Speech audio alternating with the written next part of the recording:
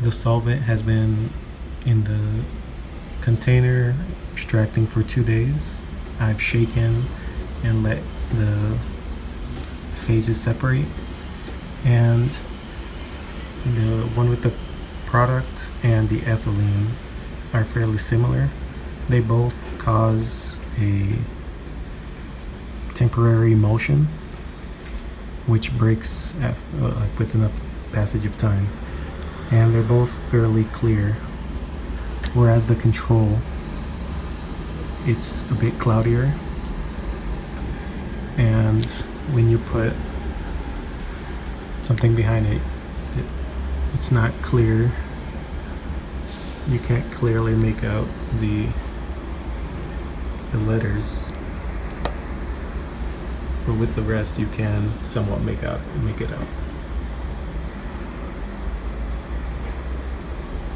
And then with the control, it's a bit cloudier. You can still read it, but it's much cloudier.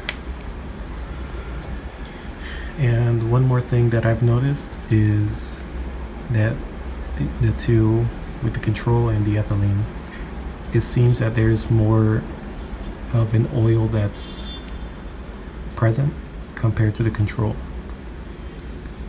It seems to be maybe through the process of converting the ethylene and the acids in the product, it produces more oils, which could be interesting for different plants that have oils as their alkaloid or their property, like lavender or some other oil. It may be more interesting to do that with these compounds. I've transferred the first 100 milliliters of Ethylene to the corresponding glass vessel to store them. This is another fresh 100 milligrams. I shook them, and the ethylene and the product have an emulsion, whereas the control, it breaks very quickly despite shaking the same force and amount. The control doesn't cause the emulsion.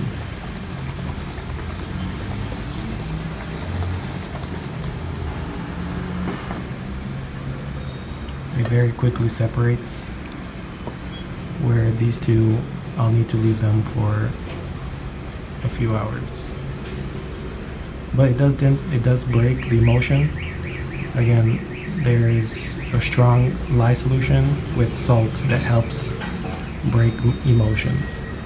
If the emulsion doesn't break, I could just add, let's say, another 20 or 30 milliliters of Ethylene, and it tends to break the emulsion. I could also opt to add more salt, but it was near saturation, or a bit more lye, but I don't think that's needed. We'll see. So you can see, look, it already separated and there's no emulsion forming, but with these two there is. So like I mentioned, I think it's due to more oils being formed during these two processes versus the control. I'll now begin the process of salting, and here the solvent has been settling for a little over a day.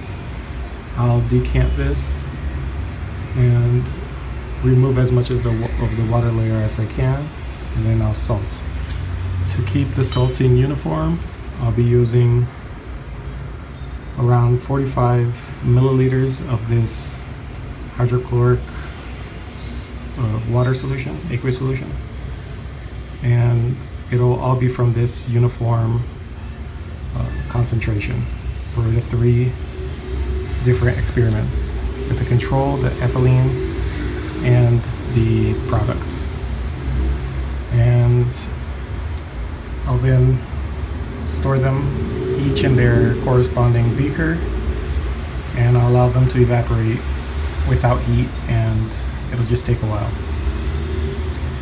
I'll do do a one by one. I'll put it in a wide dish, but I only have one, so it'll be a few days before it's completely dry. And yeah, we'll go from there. Here's that final aqueous layer. Here I'll pipette it out and put it in solution, and the container here will just be washed. This is the ethylene portion, and there's a perfect separation here with a fairly yellow solvent layer. With the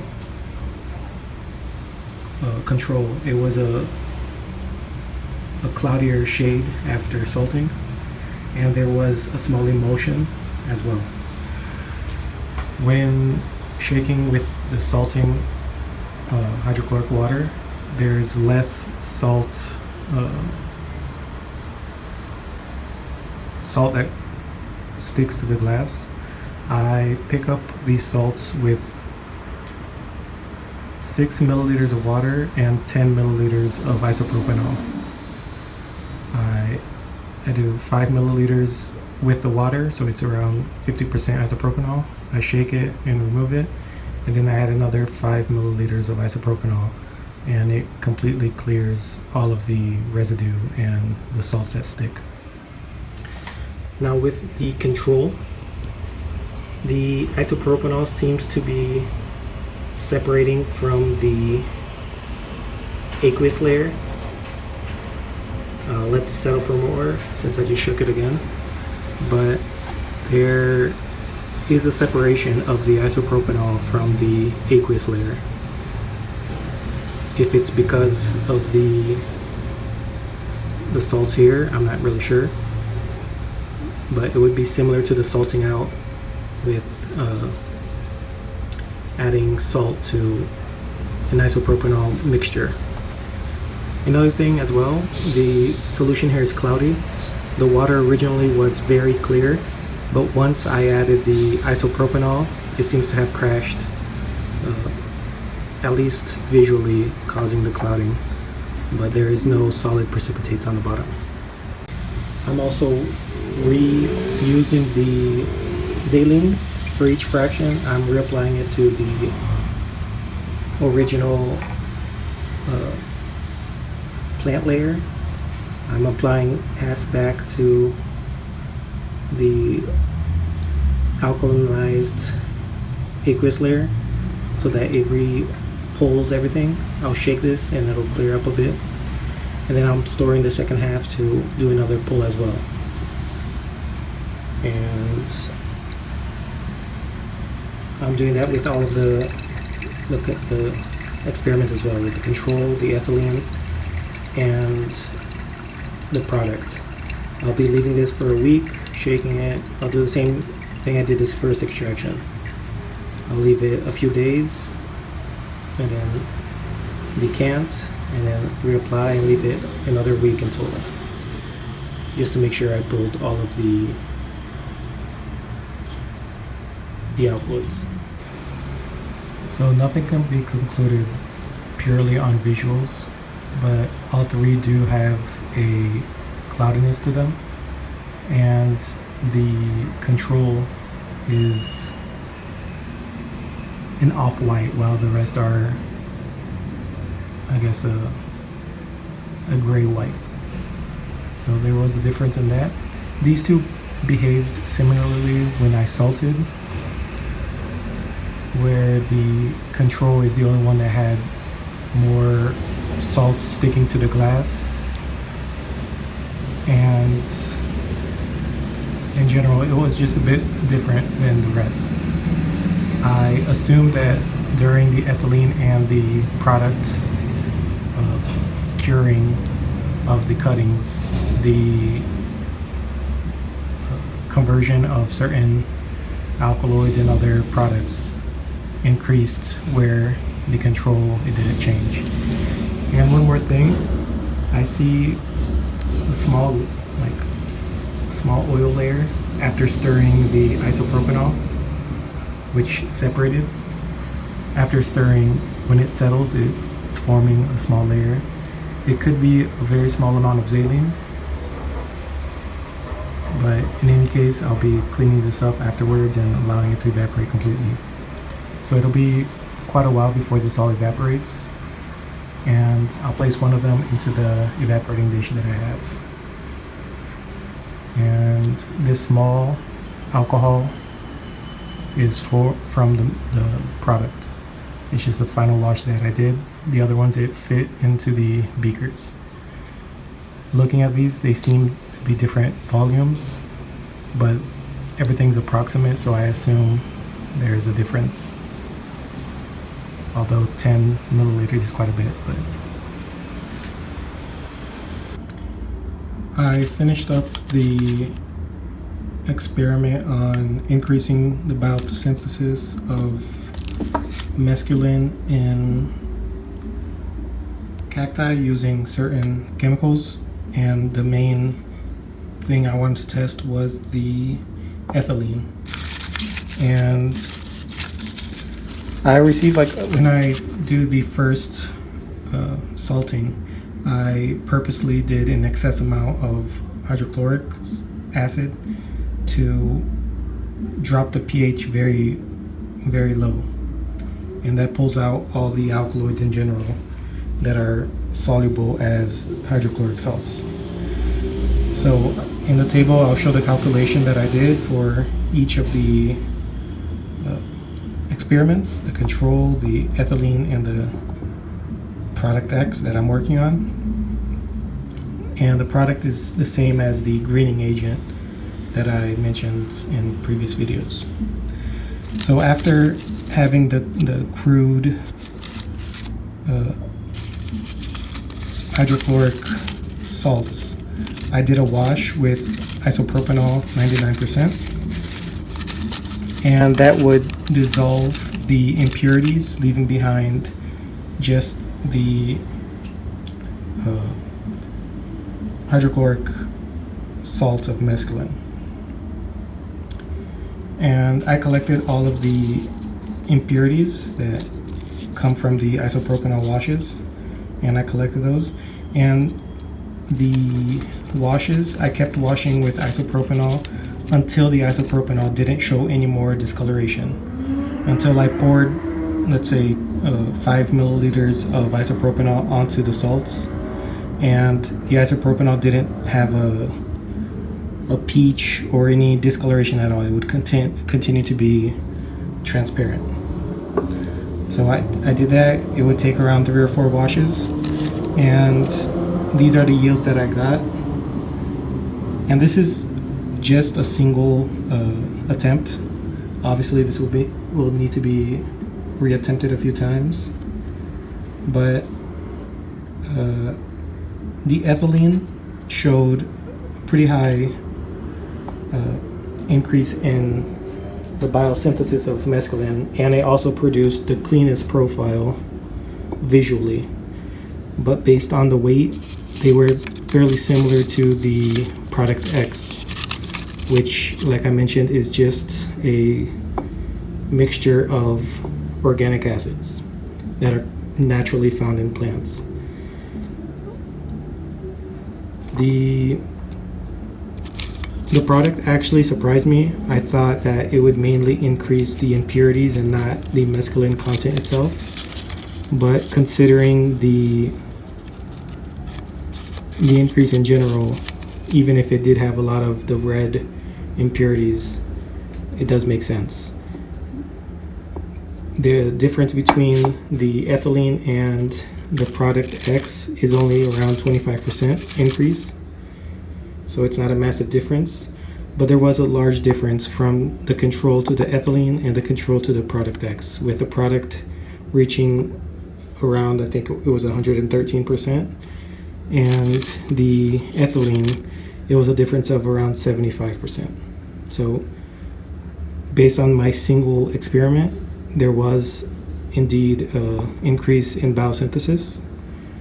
And in that very long video that I have on the biosynthesis of mescaline, it was the main thing I theorized that would increase the production.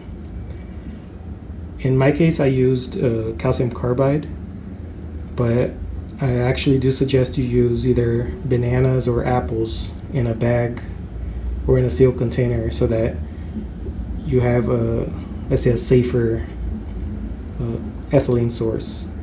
There's also ethylene foliar sprays that you can purchase online. I think it's Efron, and there's a few other products. And that's another way to get the ethylene to increase the biosynthesis. And the issue with calcium carbide, besides you possibly getting impure calcium carbide that has other impurities, it is also flammable, so you need to be aware of that. And you don't want to be necessarily inhaling the vapors that come from adding the water with ethylene. And this is just a collection of different extracts that I'm working on. I use these to do the Happy TLC plates. I didn't share it on the channel since it wasn't that impressive, but it was more of just getting used to the idea. I'm still going to do a TLC on my kratom extract that I use the Oasis technique on, and I'll use a crude extract from the leaf as a comparison. I don't know if I'll be able to actually see the different compounds with the reagents that I have, but it's worth a try either way. And yeah, I'm not trying to sell you directly the idea that you need to buy this product X. I'll probably call it True Color, since the main purpose I'm going to market this is that it causes the very robust green shading without having to increase fertilization, so the plants remain quite compact and rigid without that very thin and weak growth that you get from excess nitrogen. And yeah, just wanted to show that I finished up the project on the experiment to test my idea on increasing biosynthesis. I'll share the table with my measurements, and like after a while I need to remake new TLC plates, but I'll also be doing a TLC on the non-mescaline alkaloids that I get from the isopropanol washes. Some have suggested that the experience that I had from the non-mescaline alkaloids is possibly just mescaline itself, but I find that very hard to believe, since I've taken the salts with harmalas, and 50 milligrams of mescaline is extremely euphoric, and there's visuals and very empathetic, while with the non-mescaline alkaloids you don't get the euphoria at all, and there are very slight visuals but very minimal in comparison. 50 milligrams is pretty threshold experience with harmalas, but with 100 milligrams, so double the dose, with the same amount of harmalas, all you get is energy. You barely get any other experience other than that. But then again, I could be wrong, so the TLC will clarify that. And as I progress with my TLCs as well, I want to do TLCs on the peyote cacti, not just Leucophora, but the substitutes that we've read about in literature and past reports, even if they were just errors. I've always been interested to see if you can possibly see some alkaloids on the others. In general, I'll be dialing back my experiments a bit since we're getting very high inflation rates, and just in the past 2 years I've noticed pretty much across the board anything lab related has already increased around 50% from the prices from 2 or 3 years ago. So obviously your donations do help a lot, and it will help me to keep experimenting, but I've been recently trying quite a lot in a short time span, and I'm going to dial it back a little bit. But with the amount of supplies that I've stocked up on, it should easily last me throughout the year with different experiments that I'm planning to do. And if the TLC works pretty well, I'll also be doing a different experiment to see the best times to harvest throughout the day. And yeah, just a multitude of different experiments that I'm interested in. And if you have any experiments that you would like, always share and request it. Some things are out of my abilities, so I'll just not do it if it's too difficult or I can't think of a way to experiment itself. So thanks for watching, and until next time.